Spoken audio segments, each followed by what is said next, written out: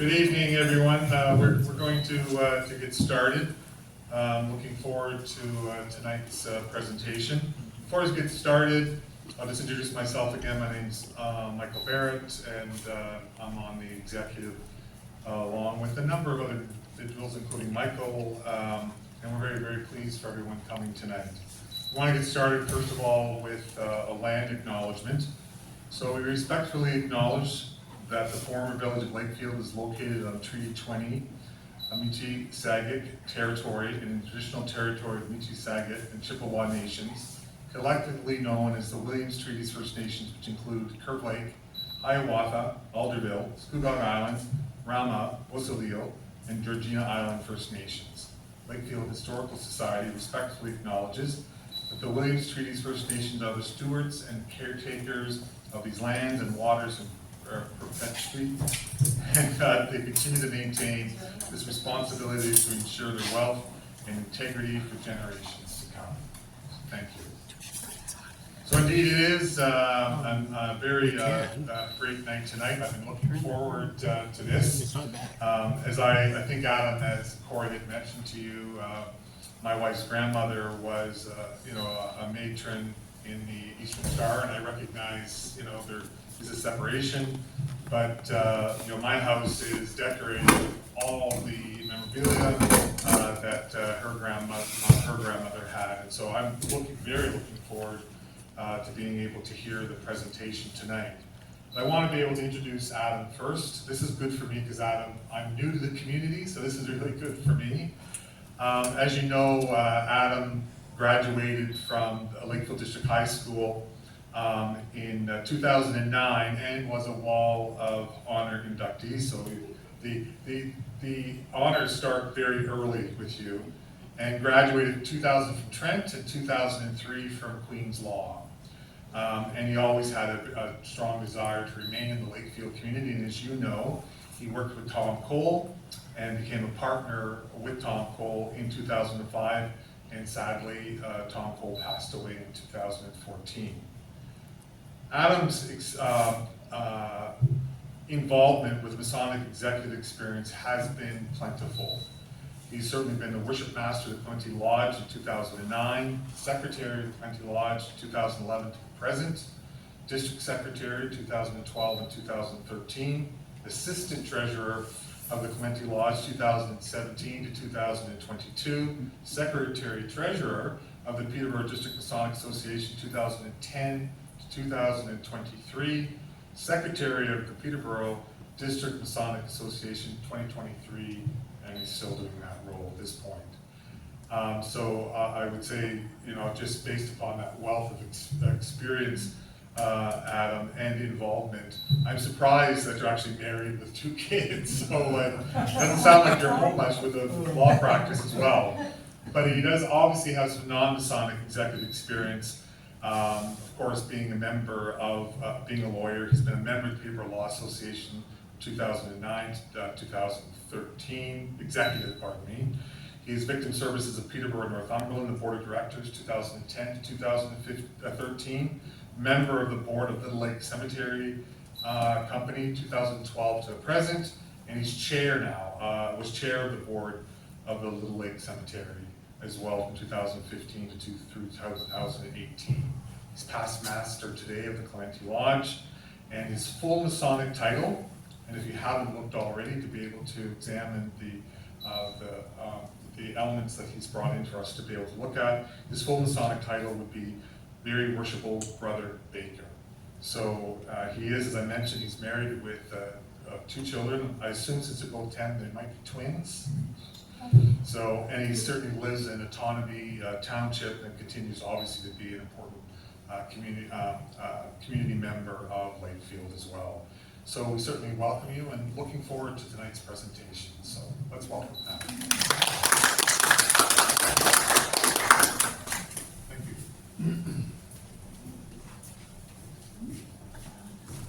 I feel like I'm back a little bit here.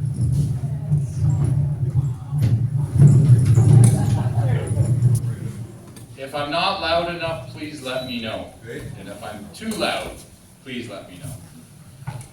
Thank you all for having me tonight.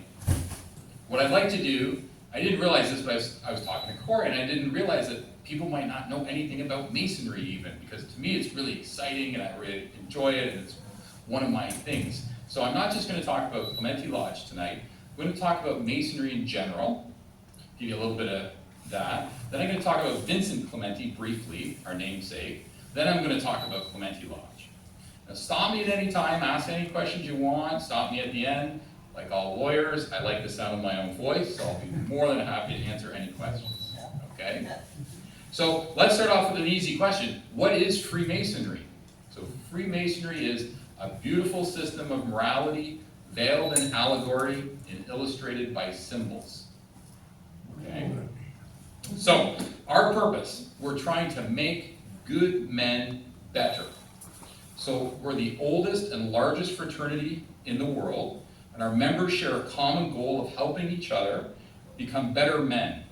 Its body of knowledge and system of ethics is based on the belief that each man has a responsibility to improve himself while being devoted to his family, his faith, his country, and the fraternity. Our roots go back centuries and our members are diverse. Sure, there are some high-profile leaders, physicians, but there's construction workers, there's farmers, and maybe even some people in here.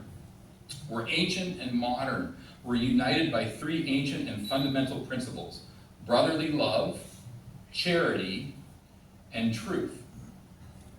We offer our members opportunity to grow, the chance to make a difference, and the means to build a better world for our children. It offers the chance to socialize and work with men who have the same values and ideals. We strengthen and improve our character by learning and practicing basic virtues of fraternal love, charity, and truth. Our principles extend far beyond our interactions with each other, and we strive to apply them to our daily lives. So who are Masons? Masons are spiritual and moral men who choose to associate with groups of like-minded men. What we find in Freemasonry is a disciplined and systematic course of self-improvement based on the golden rule: always do to others what you would have them do to you. So there's over 3.2 million Masons across the world, and more than 40,000 in Ontario. And in Peterborough County, we were over 1,000 Masons about 5 years ago, but I think we're down to about 700. We've come way, and that's way down from sort of the peak around World War II, after World War II. Now, everyone is welcome regardless of race, color, or creed. We're spiritual and moral people, but there's no room for discussion of sectarian religion or partisan politics in Freemasonry. We do not talk about religion or politics in the lodge. And let me tell you, there's lots of times when you're out with your family, you wish that that was true at Thanksgiving too. So we're free to follow our own path as long as it fits with the ethical principles of integrity and virtue symbolized by the square compasses, the icon most commonly associated with Masonry. And yes, everyone come up later and I will explain everything on this table. We stress the principles of kindness and consideration at home, honesty in business, courtesy towards others, dependability in one's work, compassion for the less fortunate, and being a good citizen of the world. We recognize that each man has obligations to his family, his work, his religious beliefs, his community, and himself. These have to take priority over Masonry. Masonry does not interfere with our ability to meet these obligations. So when you hear that little CV, there's sort of this like right around 2012, right around 2014 in there was a sort of like Adam stopped being the chair of this and he started doing this. That's when the kids were born. 2013, so I said, I can't do that, and I gotta really pick and choose what I'm doing. We participate in 3 progressive degrees, and they're symbolized here by these aprons up here. Each one teaching an important lesson through the use of symbols. The degrees help a Mason think about the big questions. Where do I come from? What am I doing here? And what comes next? A lodge building. It's not just a building, it's the men who form it. The foundations of the Masonic family is the Masonic Lodge.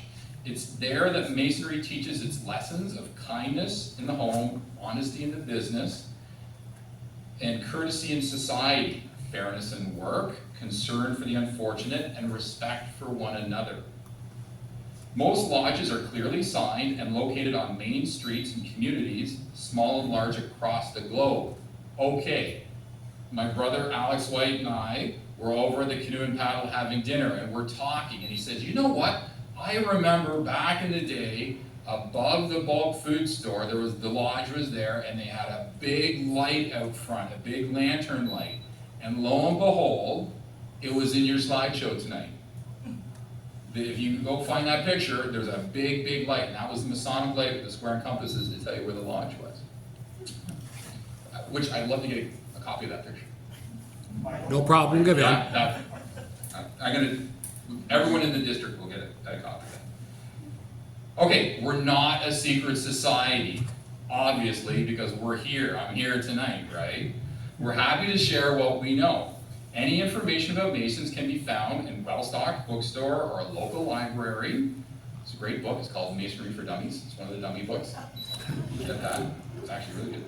Masonic buildings are clearly marked and listed in the phone book. If you can find a phone book, yes, under the yellow pages, fraternal organizations, it's actually in there. I've looked it up. Our members are often identify themselves by wearing Masonic jewelry. I finally got old enough I could afford a ring. But my favorite piece of Masonic jewelry, which I'm not wearing, is a pin. My grandfather was a Mason in Ann Arbor, Michigan in 1936. He passed away in 1979, and when my grandmother passed in 2006, in amongst her things, I found a little sort of pendant necklace, and I had Tompkins Jewelry make it into a pin for me. The square and compasses on it, but I'm really worried about losing it though, so that's why I don't wear it a whole lot. The so-called Masonic secrets are confined to modes of recognition by which a visitor can prove himself to be a Mason and thereby become eligible to enter a lodge in which he is otherwise not known. That's it. The handshakes and the words. That's the only secret part. I'm down in Savannah with my dad. We used to go to Atlanta every June. And then we'd go to there's a knife show, and then we take a day and we do Civil War battlefields. And one time we ended up in Savannah, Georgia, and there's a huge Masonic lodge. It's the old cotton market in Savannah. And we're walking around on the Friday night, and I see there's free tours on Saturday morning at 10 a.m. So we're back there. My dad's not a Mason. So we're back there at 10 a.m. And in we go, and I can identify myself as a brother Mason through a handshake and some words, and we're welcome like brothers. And it was great. Yeah. The extended Masonic family. A Mason can choose to broaden and deepen his experience in Masonry by participating in other branches of the Masonic family. These would include Scottish Rite, York Rite, Shriners, and Knights Templar, and Eastern Star. So what do we do? What do Masons do? It's first and foremost a fraternity rather than a service organization. We are not the Rotarians. It's a social club or benevolent society. Charity in the form of helping other people is considered to be a cornerstone of the fraternity. We're encouraged to be actively involved in our communities. Some of the community outreach programs that Masons are actively involved in can be found, such as the Masonic Foundation of Ontario. It's a public charity registered with the Canada Revenue Agency. It supports hearing research, a bursary program for university and college students, autism services, prostate cancer, thank you, research, alcohol and drug awareness programs in elementary and high schools.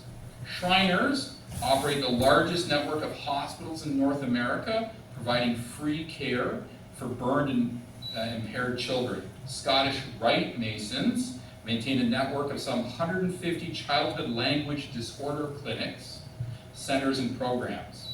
Individual districts, there's a Peterborough district, support their own charitable projects. Now, why would anyone become a Mason? Well, lots of different answers for that one. So it offers the opportunity to make each man better through its teachings, Masonic associations, and a philosophy that has served the social needs of men for centuries by promoting tradition, self-improvement, sense of accomplishment, fellowship, belonging to a like-minded group, and a break from the workaday routine. Yes, kids in work want somewhere to go at night. Their attributes summarized in the tenets of fundamental principles about ancient Freemasonry: brotherly love, relief, and truth. So again, it's a beautiful system of morality, veiled in allegory, because we teach things through stories, and illustrated by symbols, squares, compasses, the working tools. These are working tools. And there's 9 of them. There's 3 in each degree. They each teach a different lesson. All right, so we teach a set of morals through the use of the story of the building of King Solomon's temple in Jerusalem, and through Masonic working tools that teach individual morals. So that's a little bit about Masonry in general. Does anyone have questions about Masonry in general? Yeah? So, appreciate the context. So, so how did it start to come together as a society?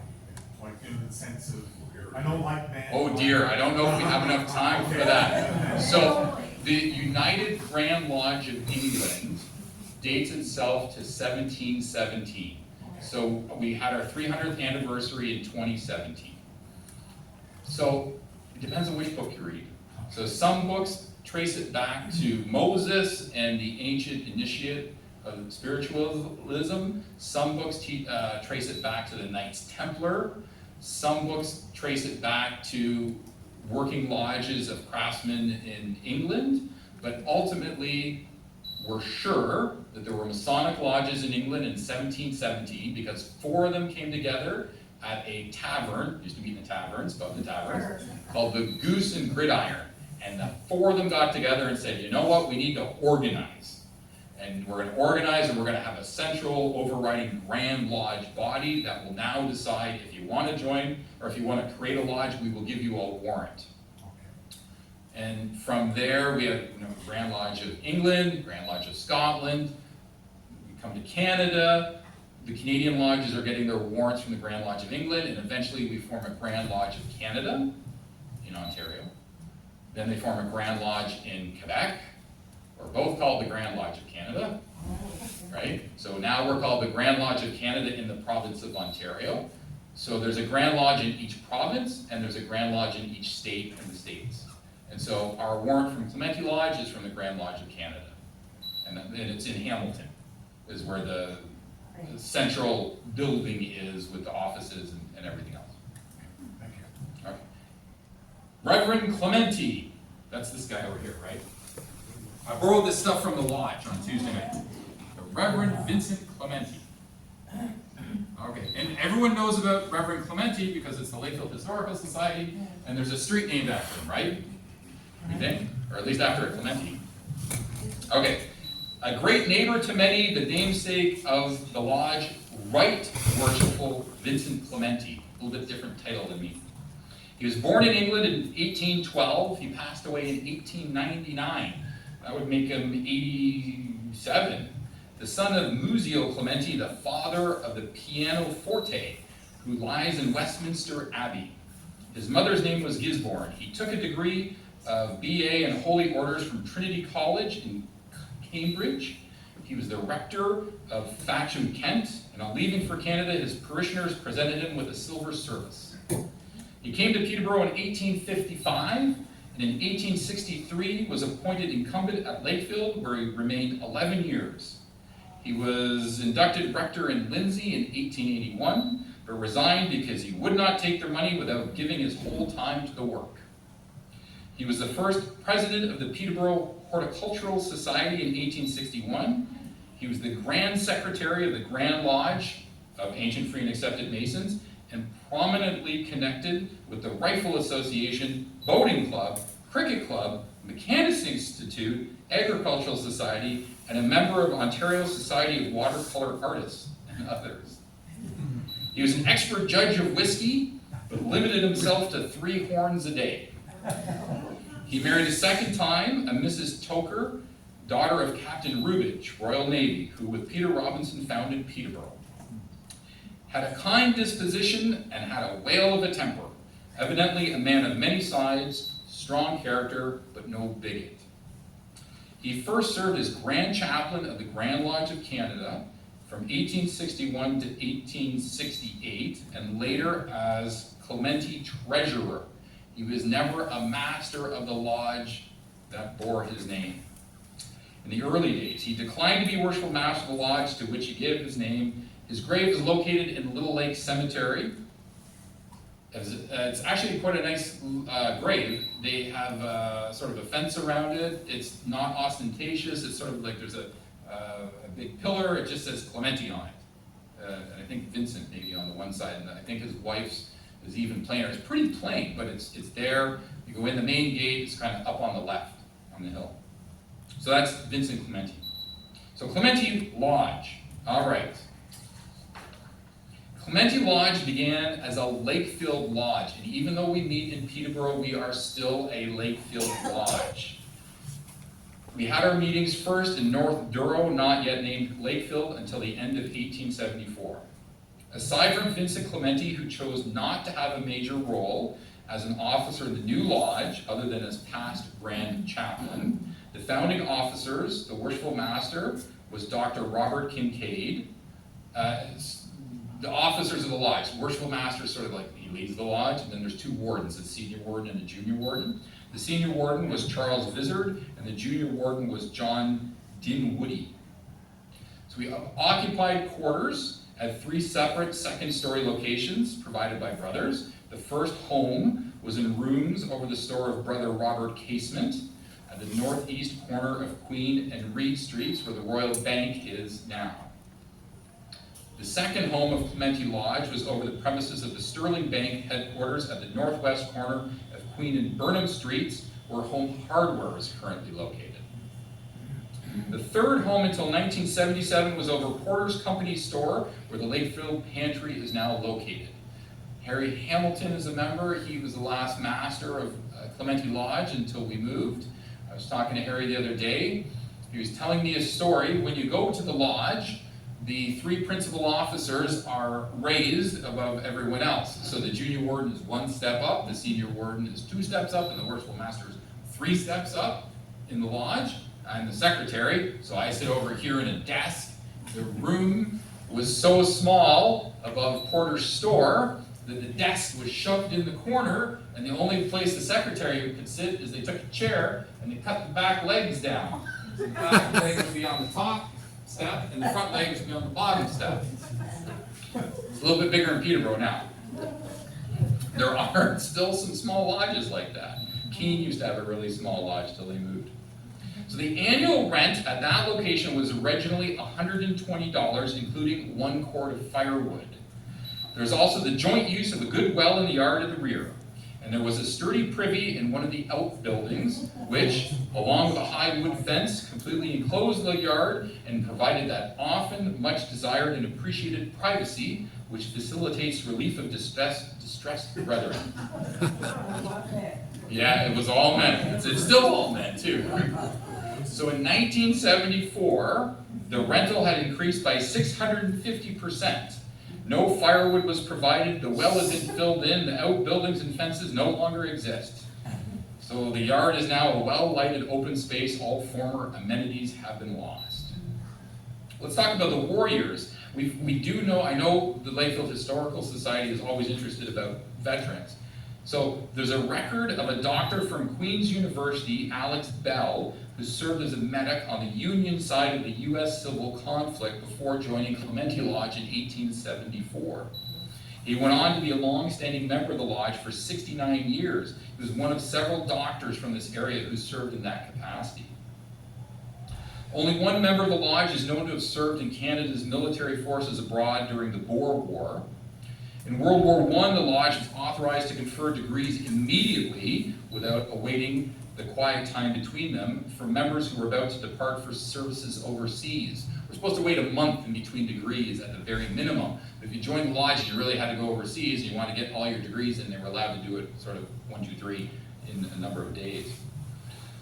Of 14 members of the lodge who served the colors in the Great War, 3 lost their lives.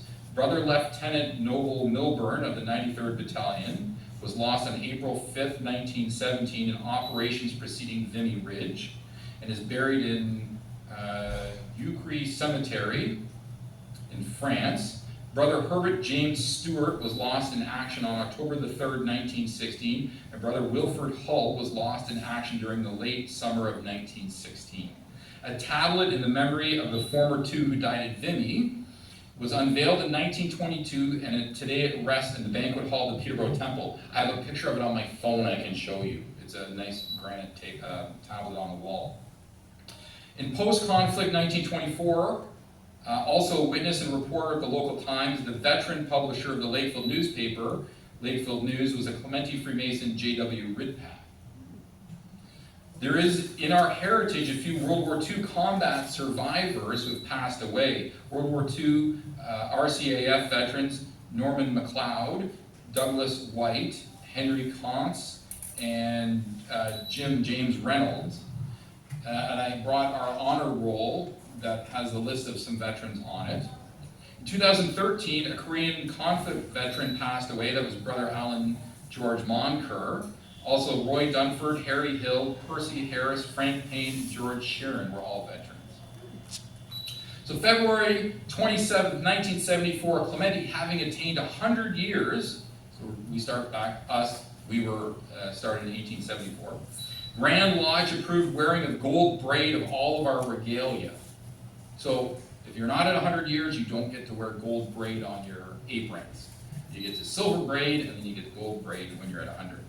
A banquet was held at the Rock Haven Hotel in conjunction with the Grand Master's reception to celebrate the 100th anniversary of Clementi Lodge. Now hold on a second, I hear something. I've been to the Rock Haven. We had a district Grand Master's reception there in 2000. I was married early 2006 or something. 6 or 7. It was nice to do.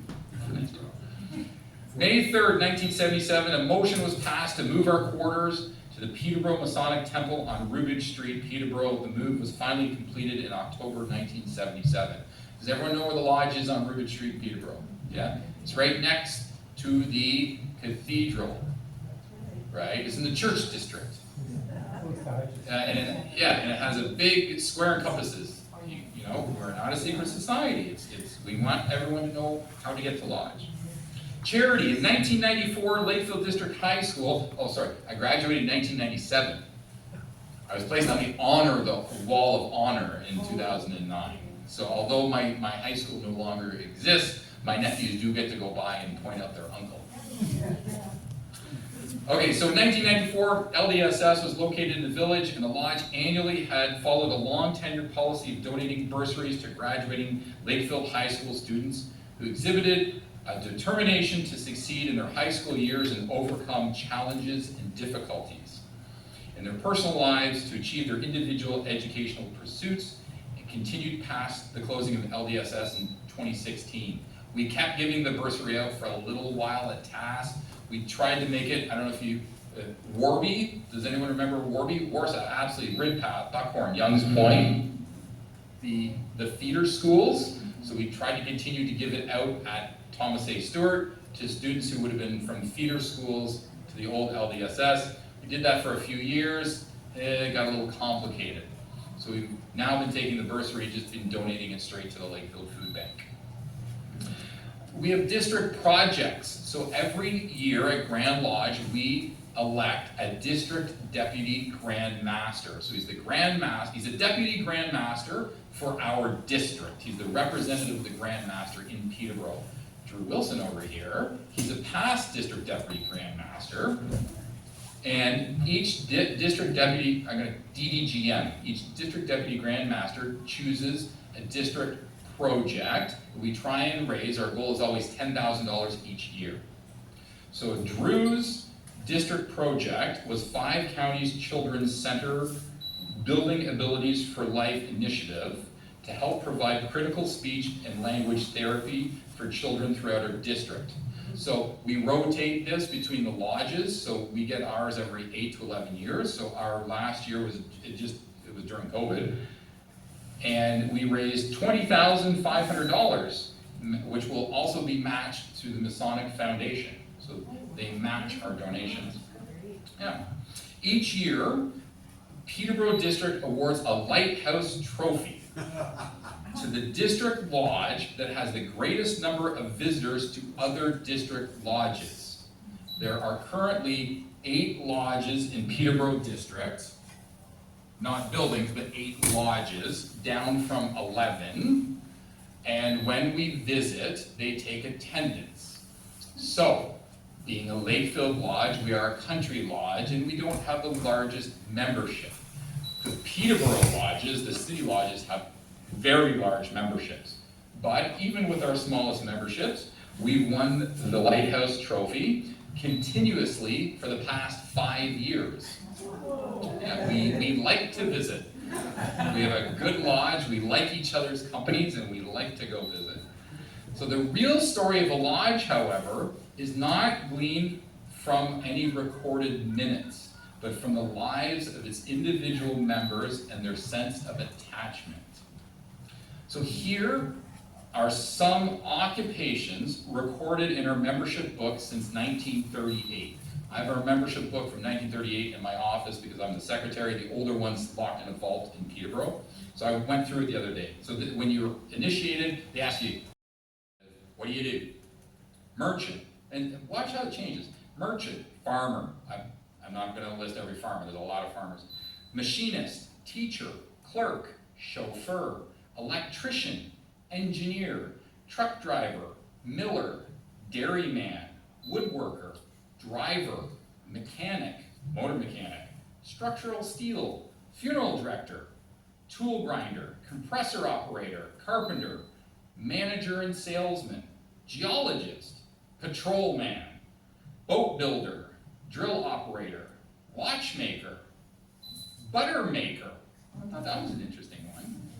That's not a recent initiative. Physician, life insurance representative, constable, postmaster, banker, forest ranger, storekeeper, dentist, road superintendent, hatchery operator, bookkeeper, mill foreman, wool sorter, resort operator, miner, high school principal, school teacher, plumber, lineman for hydro, clergyman, die setter, telephone lineman, student, lawyer, lockmaster, ambulance attendant, sheet metal worker, florist, photographic technologist, mailman, chiropractor, doctor, computer tech, elevator mechanic, painter, caterer, and professor. So those are just some of the people who have joined Clementi Lodge. Wide variety, exactly. It's for all men. We don't care. Some lodges over the years do get a reputation of being the lodge for all the police officers. Or in the old days, we used to have what you call silk stocking lodges for the rich. But Lakefield is a Lakefield lodge. Clementi Lodge, we all have some tie to Lakefield. We either live in the area, grew up in the area, or work in the area. And that's why we joined Clementi Lodge, because we all have that tie to Lakefield. And there you go, that's my presentation. Yeah. Questions about anything? Go ahead. Not so much a question, Adam, but a comment. I worked on the Trent 7 waterway for the last couple of years of my career as a historian and specialist on the historical assets. One of the areas that we looked at were the reservoir lakes up in the Halliburtons, including the dams that controlled water levels. So in the summer, water levels low, they would drain the reservoir lakes to keep navigation channels open. In inspecting those dams, I noticed the Masonic symbol embedded in some of the cement on those dams, which really caught my eye, because I'm looking at machinery and old stuff, and there was a symbol. Was that standard practice? I don't know if you call it standard practice, but many buildings and structures, they like to sort of, I don't want to say bless, well, it is a blessing, bless the cornerstone. They bless it with oil and corn. And a lot of the cornerstones, and you can look at some of the historical pictures of Peterborough and other buildings where when they're putting the cornerstone in, there's a bunch of masons there, and they're doing a ritual on the cornerstone. And I went to Upper Canada Village. They built a Masonic lodge in and around 2006 or 7, and they had and they did the old-fashioned ritual, and they had hundreds of masons parade in, and they had the cornerstone, and there's a whole ritual to it. So yeah, a lot of the times that's there. It's lovely, because I knew that your father and mother and your grandmother who taught us badminton, and your father, Sam, Bob, who used to take us in from Clear Lake, because our cottage was right next to yours. Now, the question that Dennis brings up is so pertinent. Dennis is a major historian, and his wife, Erin Carter Edwards, all from the Peterborough Historical Society. And now, Bill and I had Martha Kidd, who was a celebrated Peterborough historian that many of you know, visit us to check out our condo under the smokestack. That smokestack over here. And she was standing there and she said, Bill, come here. She says, look, it was afternoon after lunch, look up here. And the second segment down, it is presented in segments, was the triangle facing the west. And it is only when the sun hits that you can see the triangle. And then looking through Google and Freemasonry, to get the history of Freemasonry before you talk, the triangle was extremely important, right back to very ancient civilizations. One of the reasons the triangle is important is because it's three-sided, and you'll find the number 3 comes up a lot in a lot of religions, but also in Masonry as well.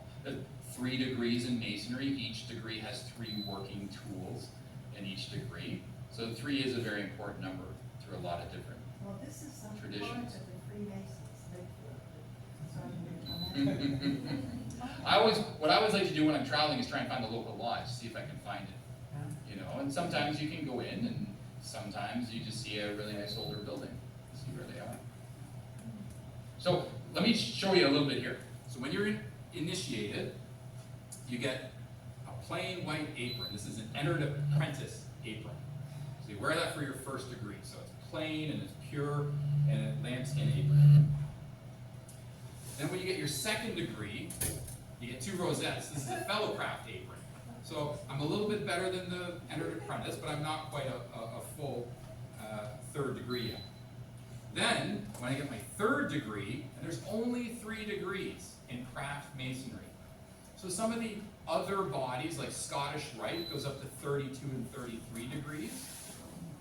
Yeah, but then they're no more important. If you come in with a 17th degree, when you're in craft lodge, it's 3 degrees. That's it. We're all on the level. So when I get my 3rd degree, I get my Master Mason's apron. So it kind of looks like the fellowcraft apron, but it's we got an extra rosette, and it's gold, and we've got all the nice trim. Now gold because it's 100 years. So you'll see some that are silver, and you'll see some that don't have the trim on. Then when I become Master of the Lodge, they replace the rosettes with these things called towels. So that indicates that this is a Master of the Lodge. Not this is the Master Mason, this is someone who has ruled the lodge. Then, if you're lucky enough, you have time, and you want to do more and become a Grand Lodge officer, you get a dark blue apron. So Alex and I were district secretaries and grand stewards. So that's why this one's dark blue. And this one actually has a cornucopia in here, which indicates that it's for a steward. And you can see it's a lot more fancy, right? But if I don't want to wear my fancy apron because it's hot, I have something called an undress apron. So it's the same, it's Grand Lodge apron, but it doesn't have all the frills. And then when I wear those aprons, I have these collars. So that's my dress collar with the cornucopia on it. And then this is my undress collar, so not as heavy, not as fancy. And then when you become a past master of a lodge, they give you a past master's jewel. You wear that, well, this isn't open, but I wear that, and that's Euclid's, the 47th problem of the 3rd book of Euclid, the Pythagorean theorem is set out there. And then the square is the tool of the master. Now, my ribbon's dark blue because I'm a Grand Lodge officer, a past Grand Lodge officer. Before I became a Grand Lodge officer, it was that sky blue, that nice light blue, but it becomes dark. These are our working tools. This is the picture of me being initiated that the lodge gave me. And the reason they did that is because hanging in the lodge, this doesn't hang in the lodge, this hangs in my office. But hanging in the lodge is this old Royal Studios one of a constable degree team. These were all cops who initiated someone. They wanted to sort of recreate that, so they got all cops and lawyers to initiate me. I had no idea. I only knew Tom Cole. He was how I became involved in Masonry. And then when I was going around, I started realizing that I think I know a lot of the guys doing this degree. And it turns out I knew all the lawyers. That's our honor roll, and then the cards are pictures of our lodges. So we still have a lodge in Peterborough. We have 3 lodges that meet there in the building, in the temple. There's a temple in Havelock, very active. There's one in Campbellford, where the small claims court is sometimes. And there's one in Warkworth, and there's one in Millbrook. Millbrook is JB Hall, which is Millbrook Lodge, and Keene Lodge meets there now. Keene sold their building a little while ago. There was a lodge in Norwood until a couple years ago. COVID was not kind to Norwood Lodge. The problem is just declining enrollment. When do you wear these? At lodge, And or when I'm cooking at When home. is that? When do you meet? We meet the first Tuesday of every month, but once a month, but not June, July, and August because of the harvest. Because you have to go back to your farm to do the harvest. So you have to remember, built on a lot of tradition, right? So the farmers used to come in. Think about 1874. Think about 1901. And the lodge is meeting in Lakefield, and the guys are coming from Burley Falls on their horses. That's a long trip to take, right? So we don't want them to come too much, and they need to get back and stay at the farm. So most lodges are dark over the summertime. So we're dark June, July, and August. So we start up in we're actually having our elections next week. Clementi Lodge's officers go in December. Every December, our new officers go in, so we do the calendar year, but a typical Masonic year for Grand Lodge is July to July. So we meet once a month, each lodge, and we have a practice night the 4th Tuesday, but whenever I'm visiting another lodge, I wear those as well. Yeah, so I was at, my family was on a vacation at the end of September. We were in Alberta. We're taking the kids out to see the mountains. They're 10 years old, and the prairies too. So we end up at the Kicking Horse Pass, and we're going to see the spiral tunnels. So I like trains, love trains. You want to know about trains? I've hiked the Ottawa, Arm Park, Parry Sound through Algonquin Park. But anyway, so we're at the spiral tunnels, and my wife's been there with me before, and so she's kind of okay. And I'm talking to my kids, and they're my son's really excited. My daughter, she's kind of excited. And there's no trains coming because it's really difficult to wait for a train. So we jump in the car and we head back to Castle Mountain where we're staying. And as we're going back over the pass, I see a train and it's heading west. I said, oh my goodness, honey, do a U-E, we're going back. So we went back, and while we're there, I had a ball cap on. Ball cap had square and compasses on. Right, we're not a secret organization. A nice new air ball cap. And he comes up to me and he says, excuse me, are you a member of the local fraternity? And I said, no, I'm from Ontario. And he goes, oh, I'm from Kitchener-Waterloo. Yeah, so, and what he said is, his grandkids always ask him, they go, Grandpa, what are you cooking at lodge tonight with your apron on? But it's to symbolize a working apron, right? From the medieval guilds, you'd wear your leather apron to keep your clothes clean, right? I swim in know all about that. Yeah. On the one apron, your working apron, is it a compass or a protractor? Well, it's a compass. And The compass can you is. Tell us about each tool. Yeah, absolutely. Yep, absolutely. So, in the first degree, there's the 24-inch gauge. I can't remember them all off the top of my head. Some of these guys can actually do the work, but there's a 24-inch gauge, a common gavel, and a chisel. So the 24-inch gauge is the first implement put in the hands of all masons. From it, we derive a daily lesson of admonition and instruction, because it's divided into 24 equal parts, just like the day is divided into 24 equal hours. So it teaches us to apportion our days to the proper objects, which are prayer, labor, refreshment, and sleep. The common gavel, we learn the skill without exertion is of little avail. Labor is the lot of man. And may the heart conceive and the head devise in vain, if the hand be not prompt to execute the design. The chisel, we learn perseverance is necessary to establish perfection. Rude material receives its fine finish from repeated efforts alone, and nothing short of indefatigable exertion can induce the habit of virtue, enlighten the mind, and render the soul pure. So, from the 3 working tools in the first degree, we're going to learn knowledge, grounded on accuracy, and aided by labor, and promoted by perseverance. Will finally overcome all difficulties, raise ignorance from despair, and establish happiness in the paths of science. So that's a really condensed version of what you would hear in the first degree. So you're presented with the 3 working tools, and as you're presented with them, the brother's going to explain them to you. He's going to explain what they are. You know, this is a chisel, if you don't know what a chisel is, and then he's going to teach you the moral lesson. I'm not going to go through them all, but just, in the second degree, we have the square, the compasses, the square, the level, and the plumb rule. And if you don't know what an old-fashioned plumb rule looks like, there's a miniature version here. And then the third degree, we have the scarret, the pencil, and the compasses. And they each are going to teach us a different moral. And one last question. My uncle was a very top mason, he lived in Lakefield, and he used to come to visit us in Peterborough, and he'd always be studying his secret book. Yeah. Did you say you had rosettes on one of the aprons? Yeah, all these aprons here, before you're a past master, so those are the rosettes right there. Now, what is a rosette, Adam? It's just something that's like nice looking. Is it a rose? I guess it could be. And the Rosicrucians? Well, not quite. I No, mean, but that is a rose symbol, isn't it? it could be. Yes, a rose. We do have a little book of our work, because there's a lot of memory work involved at the meeting. So the meetings are not exactly exciting all the time. We have an agenda.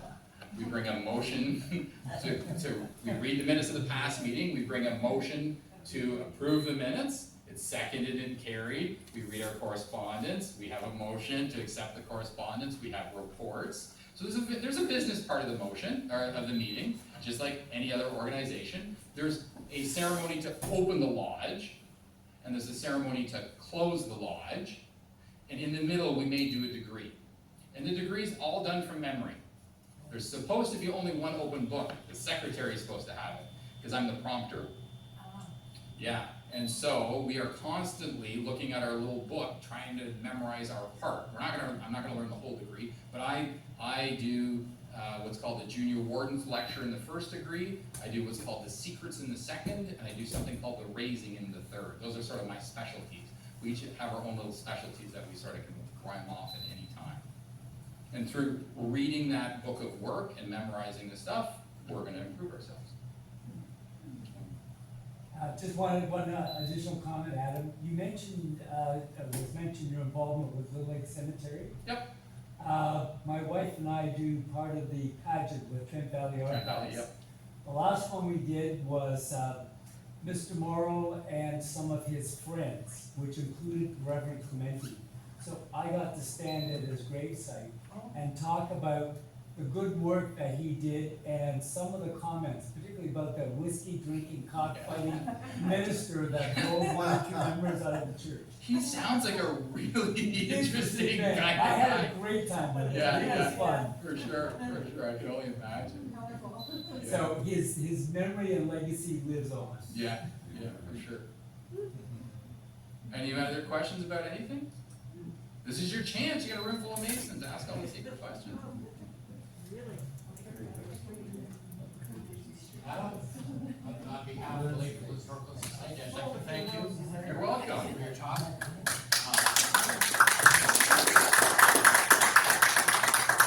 Certainly, I've learned a lot more about Freemasonry from hearing Adam talk, and I think that it's lifted the veil of some of the misconceptions that circulate.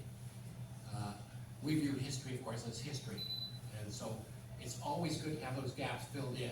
And I know that some of what we have in Lakefield Historical Society, we're going to be adding to, based on what you've talked about today. And I think that society itself, when you think about the kind of society we had when the lodge was formed, a group of people, pioneers essentially in the middle of the forest in North Durrow, trying to get through the winter. And they're trying to be better men. And they're trying to help one another. And that's something that even today, that we look forward and we miss. I mean, when I look at the Young Society, I sometimes wonder if they're helping one another at all. And declining membership in the lodge. I mean, we're looking around the world at declining membership in a lot of organizations. Society is changing, but I'm pretty sure that the Masons after 300 years are going to survive. Maybe they'll be a little different in the future, but what they hope to do. We have a website now. That's moving forward. Kicking and screaming into the 20th century. So anyway, thanks once again for coming, and I'm sure people probably have questions they might. Yeah, come on up and look at all this stuff. Just do a quick draw before we. Sure. Absolutely. Oh, that was the ticket. Ticket? Okay, when you came in, you got a ticket. Hopefully you still have it. I want Maureen to find hers because she's the winner, of course. So you can draw this time. I have the glasses. And the last three numbers are 602. That's the wrong one. Bill's the winner.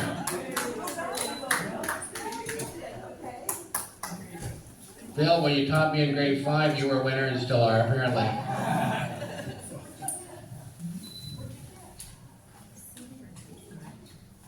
You don't open it, take it home. So just to close off the meeting, our next meeting is Thursday, November the 30th. So that's coming up next month. Then will be our tribute to veterans that month. All right, we're a little behind Remembrance Day, but it's just the way it worked out this year. As far as the Veterans Monument, just an update, there will be an ad in the Herald coming up in the Remembrance Day issue.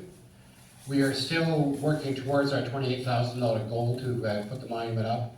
We're sort of, I think around $11,500, $12,000 we have to raise in that range. Maureen, I'm not looking at you. You better check for $5,000, but you know, I know you could. Yeah, I know you're poor.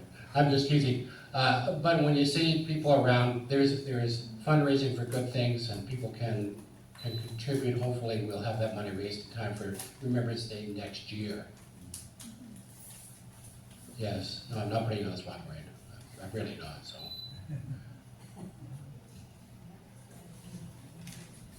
That's next year. So I think that's it for tonight. Thank you all for coming.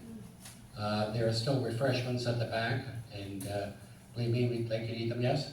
Michael, can I just make a plug for the Peterborough Historical Society? Absolutely. At our November meeting, the third Tuesday of the month at the Lions Club, we will have a presentation on the new military museum that is being established in the armories. Don Wilcock and members of the executive of the museum will be talking about the formation, the collection, and what their plans are for the future. Well, 7:30, third Tuesday of the month at the Lions Club. as a former Hasty P myself, I'll be happy to see that museum put in place. Excellent. So thank you very much, everyone, and